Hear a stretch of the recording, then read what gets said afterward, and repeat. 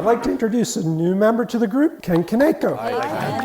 Hi, everyone. Hi, Ken. It's so great to finally be in a group where I feel safe enough to say out loud that my spring mix salad greens are absolutely delicious. You should also try my microgreen sweet mix. Local farmer Ken Kaneko believes his forward greens are so delicious he just wants you to try them. Get a VIP coupon at forwardgreens.com and get your forward greens at Safeway and Albertsons. Thanks for sharing, Ken. I'd also like to share some of my kale and micro broccoli. William Gargan stars as Barrie Craig, confidential investigator.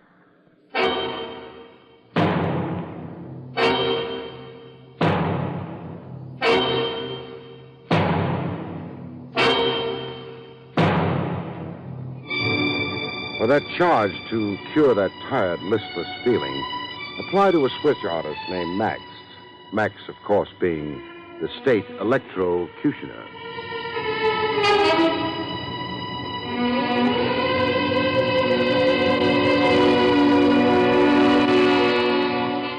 The National Broadcasting Company presents William Gargan in another transcribed drama of mystery and adventure with Barrie Craig, confidential investigator.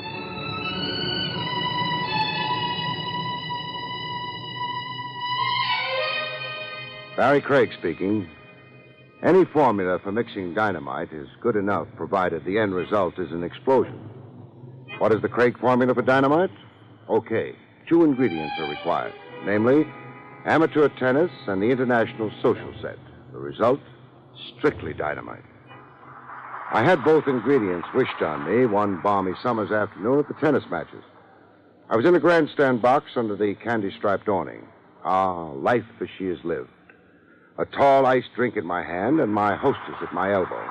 Said doll, an aging blonde, was Hilda Hobson, former screen star, very rich, very eccentric, and queen of the International Cafe Society. Great, wonderful. Oh. The tennis match in progress was the tournament championship finals. Kurt Kenny versus Bobby Blaine. Both lads as big in tennis as Rocky Marciano in boxing. The player, Kurt Kenny, was, oddly enough, husband to Hilda Hobson. I said oddly enough because the boy was 25, about half the age of his bride and my client. What was I doing in a twosome with Hilda Hobson? Watching her jewels. $250,000 worth of ice, as the lady herself explained it. Oh, I wear my jewels to the tennis finals every year. It's traditional. It's wicked. Hold still while I take inventory. And by the by, who's winning out there? Bobby Blaine's leading in the 5th set. Kenny and Blaine won 2 sets apiece so far. This one's the rubber match. Yes, Kurt's behind 4-love. 4-love meaning 4-0, 5th set. Looks like your hubby's chances for the championship is down the drain. It does look hopeless for Kurt. Oh, well. Oh, played! Wonderful! Oh, wonderful. What was played? You're not watching the match. I can't and also watch your jewels. Oh, and ace. Bobby Blaine just scored a beautiful service ace. You sound like you're rooting Blaine in instead of Kurt Kenny. Blaine is such a beautiful player. Well, so is your husband. Kurt? Kurt is past his peak. Oh?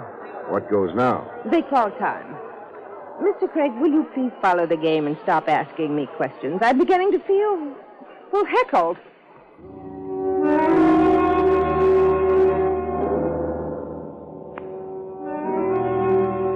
Time called meant a minute's pause. Time for the players to sponge their brows, swallow salt and energy tablets, guzzle soda pop kept in a handy ice bucket. I watched Kenny and Blaine return to the court. The only thing, there was no action. It was Bobby Blaine's service, but he wasn't serving. He was stalling, looking a bit wobbly in the knees. Why doesn't Blaine serve? I don't know. Ask me, he looks a little sick. Sick? Good heavens, he just needs one more point for the game. Blaine's down. He's flat on his face in the dirt. Give me those binoculars. What? Blaine's just lying there. Unconscious. I mean, if only unconscious. If only unconscious. The heart, m'lady. 5 grueling sets in a 90-degree heat, or are tennis players immune to heart attacks?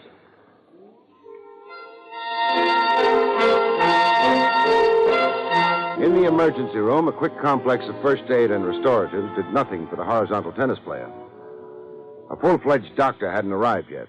The tournament public relations man was doing emergency medical honors. A fidgety chap named Benton, Harry Benton. Say, if I could get closer to the patient a minute. Why, sure, go ahead. Please stop crowding around, folks. Please, this isn't an exhibit. Well, mister? Cancel the doctor call and call the morgue wagon. Blaine is... Very dead.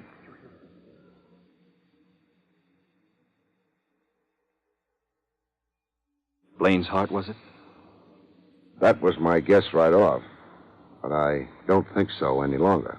You don't think so? The rigidity of the face and the neck muscles. Pretty horribly contorted. Blaine died in agony. What are you sniffing at? A powdery residue around his lips. Oh, that's the salt tablet. Salt is odorless. Do you find a smell? Enough to bowl me over. But not quite like it bowled Brother Blaine over. Blaine was poisoned, a quick poison to which he reacted almost immediately. $10 says the medical examiner will spell out the text of my diagnosis. Murder. The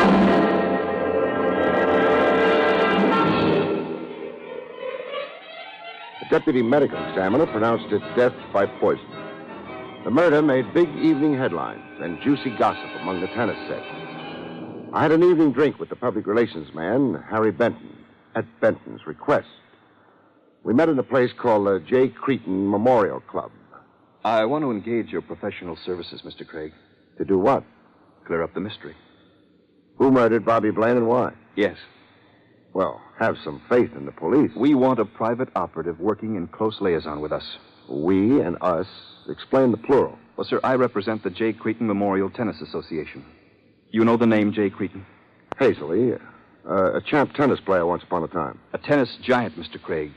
Cretin died in the 20s. He left a $5 million trust fund to endow tennis, encourage and develop young players. Et cetera, et cetera. It's embarrassing. It's bad public relations. It's a black eye for the J. Cretin Foundation. Yes. Will you take the job? I took it 10 minutes ago. I'd love some of the J. Cretin Memorial loot for myself. What have I got against money? Now, orient me. Who in Tennis Society had murderous impulses toward the late Bobby Blaine? Tennis Society is a world unto itself. Pretty peculiar. You've no idea, Mr. Craig. You're a guy who just loves talking around the mulberry bush, making with the long-winded preamble. Come on, Benton. Take me inside tennis.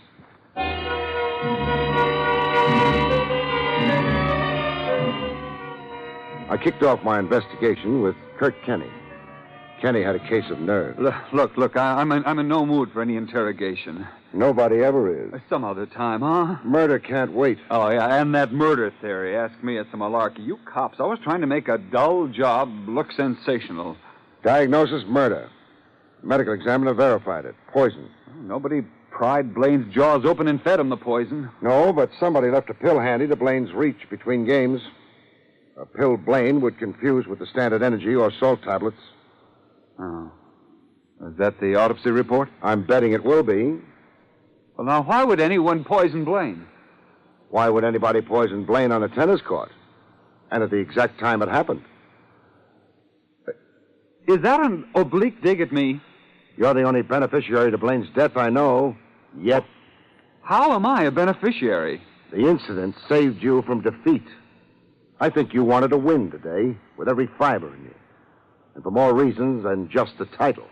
What other reasons would I... To stay on top. Be tops with Hilda Hobson. Keep the relationship superheated.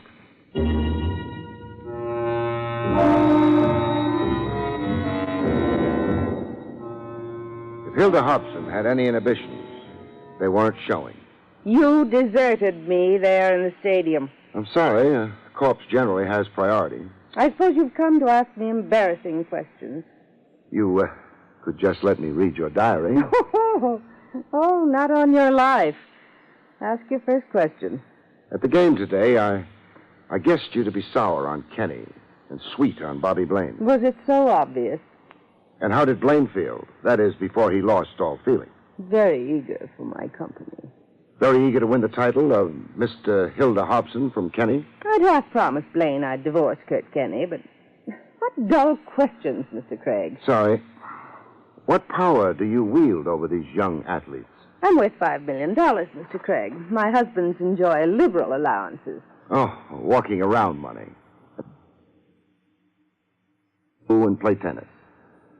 Answer me this. What fatal appeal do these young men have for you? Can I get a frank answer? No, you can't. Well, then give me a funny answer. As a girl, I idolized the classic Greek gods. At 50, I still do. Now, who murdered Bobby Blaine? I suppose Kurt Kenny, poor deluded boy. As if the removal of Blaine could possibly help him with me. Would it? No. Some other Greek god on the horizon? One always happens along. Oh, sure. There are 6 major tournaments before the close of the year. Your young Greek gods, all born poor, on the wrong side of the tracks. All crazy to get invited to the best places, using a tennis racket to club their way into society.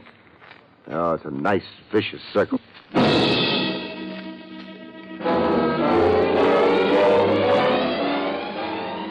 Leaving Hilda Hobson's, I didn't quit the grounds of the estate. Not yet. I headed for the garage. The Hobson chauffeur had an apartment over the garage. A chap named Pepe Zaretti. He'd figured in the purple gossip the public relations man, Harry Benton, had passed along to me. Like his boss lady, Pepe was but totally uninhibited.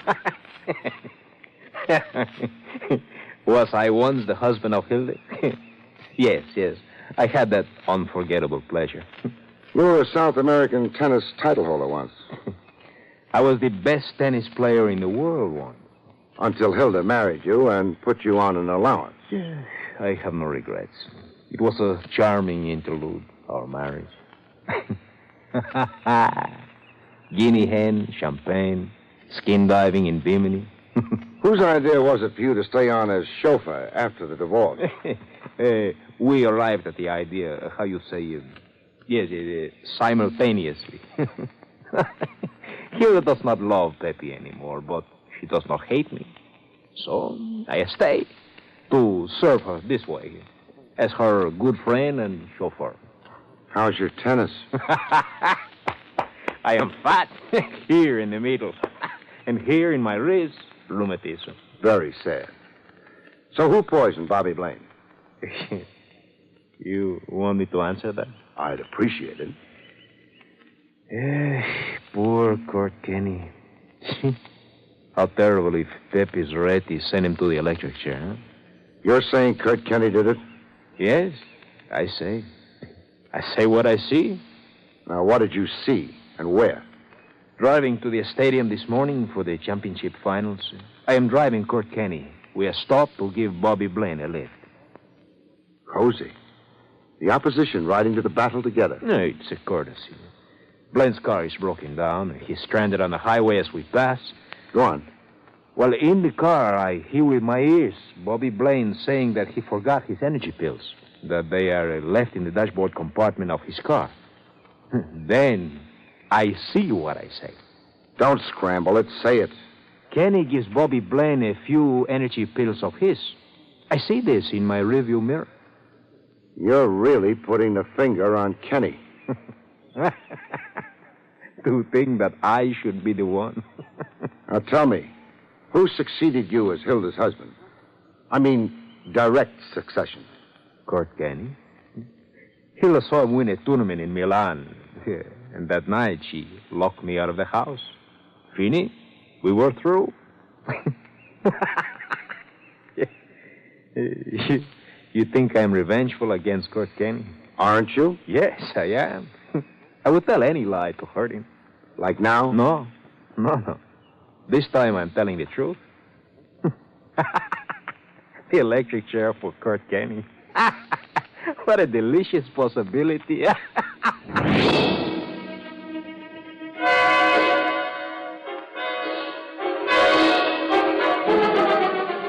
found Blaine's buggy in the Trilex garage, where it had been towed for repairs. I had to force the lock of the dashboard compartment. There was at least some truth to Pepe Zaretti's testimony. I found a small cardboard box. The box contained square white tablets, energy pills, presumably. It now looked like the late Bobby Blaine could have borrowed a few pills from Kenny. A few pills with one of them doctored with a deadly poison. That is, unless somebody hadn't planted the ones I'd just found to incriminate Kenny. Somebody like Pepe Zaretti. A nice trick, very easy to work. My client, the public relations man, Harry Benton, perspired freely over my temporary report. If you prove Kurt Kenny guilty of the murder, what a blow to tennis. What a blow to the J. Cretin Memorial Association, you mean? Yes. The association originally discovered and sponsored both Kenny and Blaine. Both were identified with the association as protégés. The fund maintained them, paid their college bills, developed them as players. Until Hilda Hobson took over the burden. Well, you can't blame the fund. Maybe not. But boys born to working-class families lose their sense of balance in a susceptible atmosphere. Too many of the expensive set making a fuss over them. I mean, if the boy's a winner. And only for so long as he continues to be a winner. Ask me. Big tennis could use a little more soul. However... That's neither here nor there. Mr. Craig, the problem now is how to restrain the press. Restrain the press from what? From sensationalizing Kurt Kenny's arrest. I've got to get them to play it down in the interests of tennis. You're being a little previous, Benton. Kenny hasn't been arrested. Nor is it sure he will be. I'm not fully convinced of his guilt. Yes, but I am. Only as a result of my report? Your report and something I discovered last night. What? Kurt Kenny had money bet on his finals match with Blaine. Quite a sum of money. $5,000.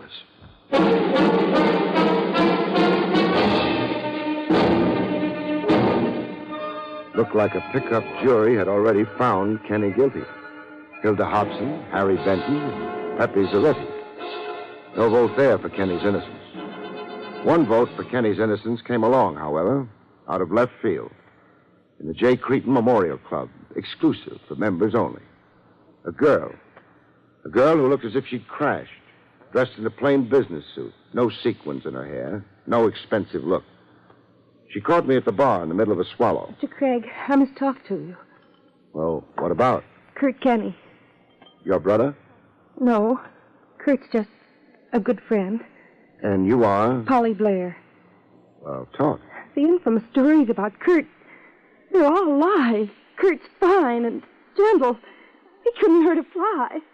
Nice character reference, but how well do you know him? As I know myself. That's a pretty broad statement. I know his true nature, his dreams, ambitions, his inner thoughts. You see, Kurt confides in me. I'm, someone he can talk to, frankly and openly. You sound like a sweetheart. Kurt's a married man. Well, husbands sometimes stray. Don't please add to the infamy circulating about Kurt. Isn't it difficult enough for him? It is. Help Kurt. Believe in him, as I believe in him. The stories you hear that Kurt could poison. Lies. All horrible, godly lies.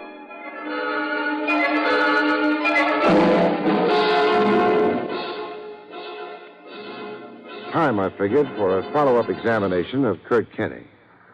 To get Kenny, I had to sit through a tennis match.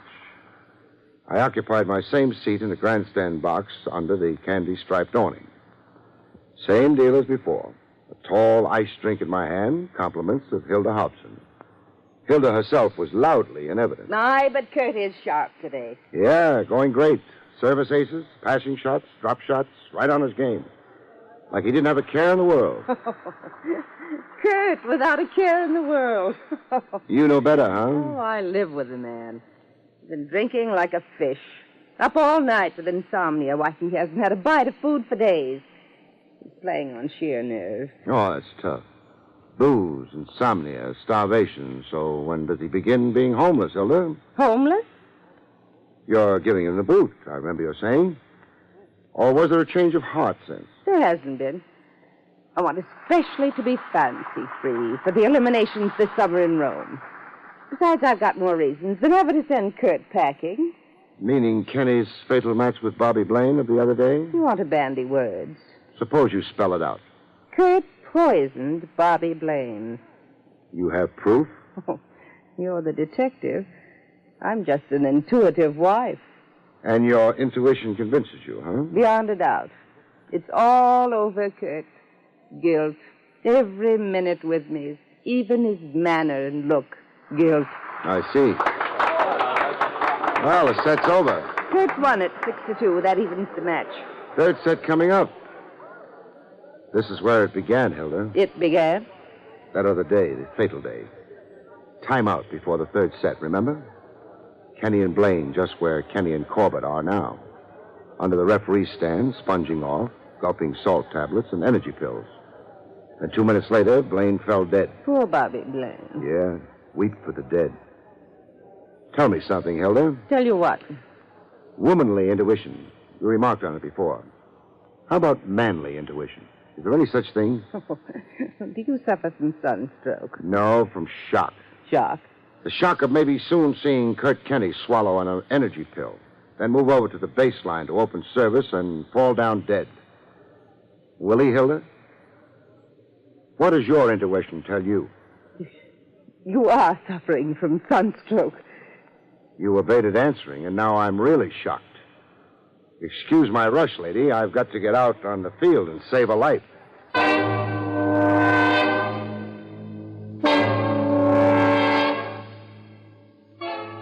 I was on the field in time to prevent Kenny from swallowing a white pill, salt or energy. I had to wrestle him out of his hand. Now, come on, give them up, Sonny. Have you gone insane, Maybe Gregg? I have. A cop goes intuitive. He could be shaping up for a psychiatric ward. But intuitive? Well, what's your idea about these pills? I see you're getting kind of intuitive yourself. I want these pills sent to the police chemical lab for testing. If they're okay, call me impulsive. If they contain poison, call Hilda Hobson, Madam Bluebeard.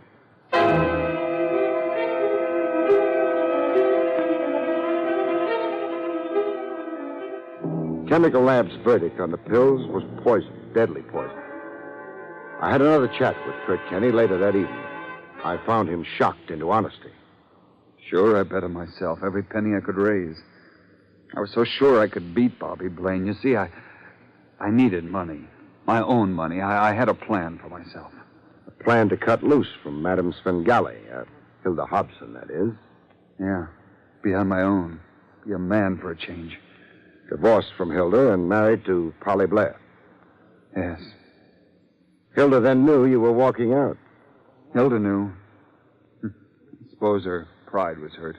Her homicidal instincts were aroused.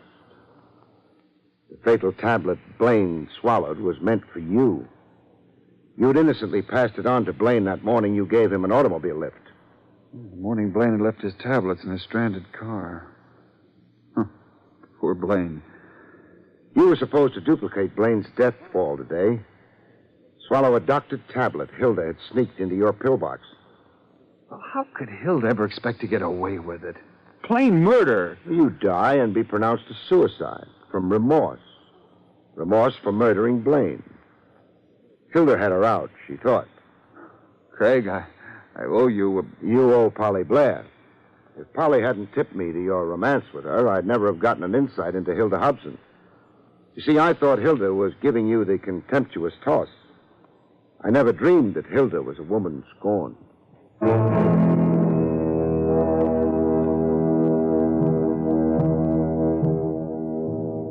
I had a few parting words with Hilda Hobson in police headquarters, watching her get mugged and fingerprinted. Kurt was leaving me. Leaving me, Hilda Hobson, for a cheap little gammon. For a girl he could have equality with. I suddenly saw myself as old and unwanted. Unwanted. Very moving scene, Hilda. Normally, I'm a softy for tragic emotion. But right now, for the life of me, I can't get an idiotic jingle out of my head. Idiotic jingle? What? I'll say it, but don't hate me. Tennis, anyone?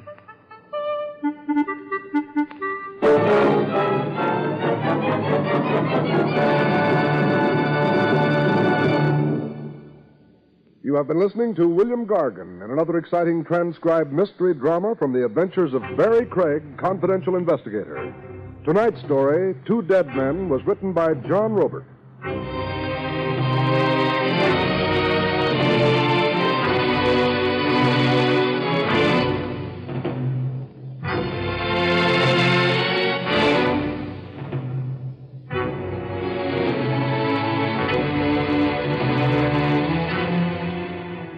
The National Broadcasting Company has just brought you an NBC Radio Network production with William Gargan starring as Barrie Craig, confidential investigator, directed by Andrew C. Love.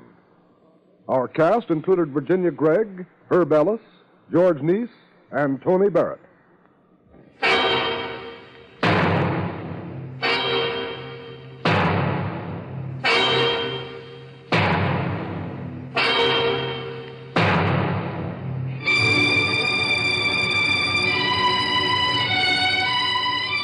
Hear Bill Henry and the news on most NBC radio stations.